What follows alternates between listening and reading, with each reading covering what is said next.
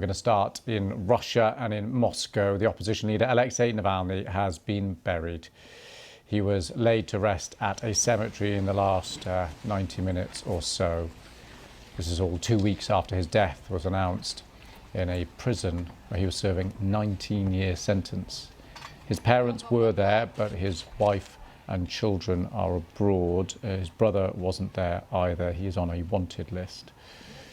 Well, earlier a funeral ceremony was held on the other side of the river at the church, the icon of the Mother of God, in an area where he used to live. There was a heavy police presence outside the church and also a long line of people holding flowers and candles snaking all the way down the road. People chanted his name and "You weren't afraid and neither are we." Navalny's allies live-streamed events online, and they've accused President Putin of murdering him. Well, shortly after the burial, Yulia paid tribute to her husband on social media. She thanked him for 26 years of absolute happiness and wrote, "I don't know how to live without you, but I will try my best to make you up there happy, me, and proud of me." Let's speak now to Vitaly Shevchenko, Russia editor at BBC Monitoring. Vitaly, an extraordinary couple of hours in Moscow. They were. Russia's most popular opposition figure is dead and buried, and what's significant about this event is that so many Russians turned out to demonstrate their support for Alexei Navalny and his cause, despite official pressure for the funeral to be as less conspicuous, as little conspicuous as possible.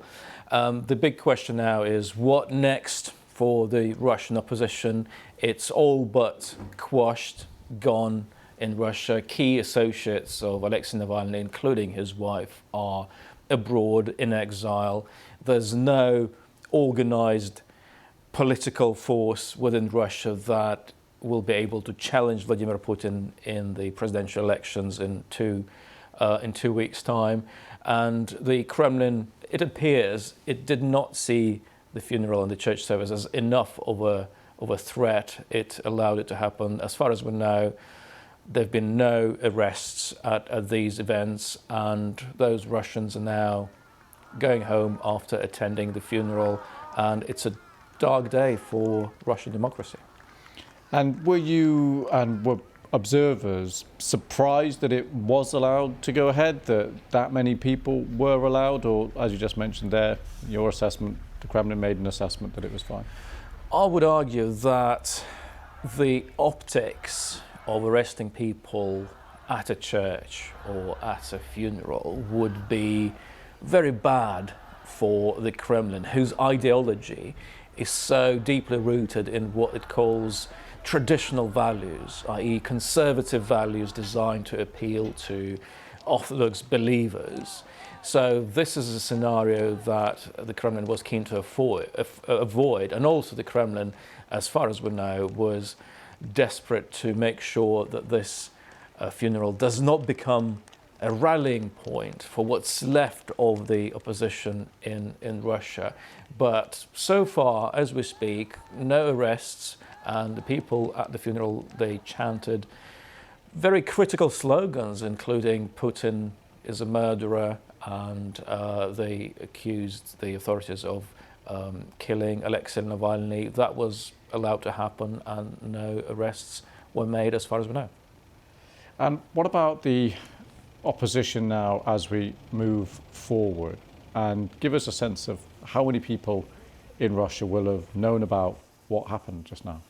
It's still possible to access independent media sources from within Russia. It's more difficult. You need to be able to use various technical tricks, but it's still possible. And the numbers of Russians who turned out to attend the funeral, it shows that there's a significant number of them. And it's reasonable to assume that there are many more who share Alexei Navalny's views, but are very painfully aware of the risks associated with demonstrating your public opposition in Russia.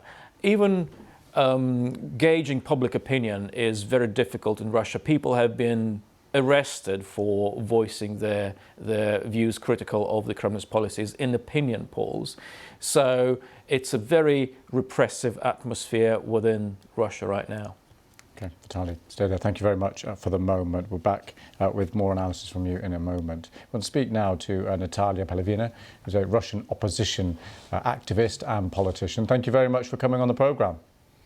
Thank you. What are your thoughts today, your reaction to what happened in Moscow? It's a very dark day. It's extremely painful to see Alexei gone, really gone for good now. And we saw the pictures, you know, until you see it, you don't believe it almost. It's completely unclear what is next for the Russian opposition. Sorry to jump in there, but you knew him? Oh, yes. We worked together for many years. He was a hope for a lot of people, even when he was in prison. He sort of symbolized hope. And what I'm hearing from our friends and colleagues, that the hope is now gone. So this is a huge tragedy. Also, it for no reason at all, but we somehow, many of us, felt that he will outlive Vladimir Putin, that he will somehow, even in those horrible conditions that he was in a penal colony, that he would survive. So this came as a complete shock. And we're trying to find our footing again and a new hope for the future, but it's very, very difficult at the moment. And what does this mean for the opposition in Russia now? Well, the opposition has been repressed significantly over the past few years. It is true that many have fled the country, especially after the Putin started this horrible, brutal war in Ukraine. Most of Alexei Navalny's colleagues are abroad.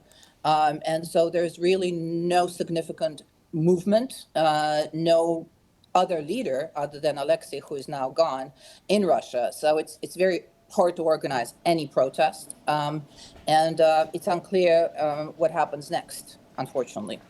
So what about people, opposition abroad, like yourself? What kind of influence, impact is it possible to have?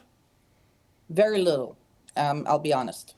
The propaganda is working very heavily and hard and unfortunately effectively against us in Russia. They're saying that we're all hired by CIA and things like that. A lot of people believe that because unfortunately still a lot of people believe the news, and therefore, however hard we try to reach our Russian audiences, it's not easy, and it's even more hard to organize anything that could potentially harm the regime. And just lastly, Natalia, what do you think Alexei Navalny's legacy will be?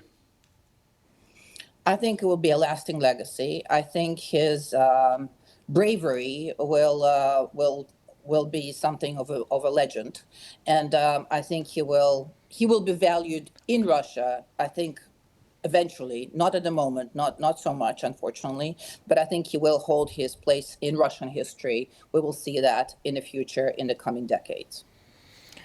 Natalia Pina, thank you very much for coming on the programme and talking to us. Thank you. These are the live pictures that we were just keeping an eye on there. The cemetery in Moscow, where the burial service has taken place of Alexei Navalny. Vitaly is still with me. Vitaly, just listening to those voices of the opposition, a real mixture there. I suppose, that frustration you could hear in her voice and the sadness that opposition outside Russia, from her perspective, just isn't going to have the kind of impact that she would want. And yet conviction that Alexei Navalny will have an enduring legacy. It would be very difficult for Kremlin critics outside of Russia to have an impact within Russia, given that there's no organized structure or a political force.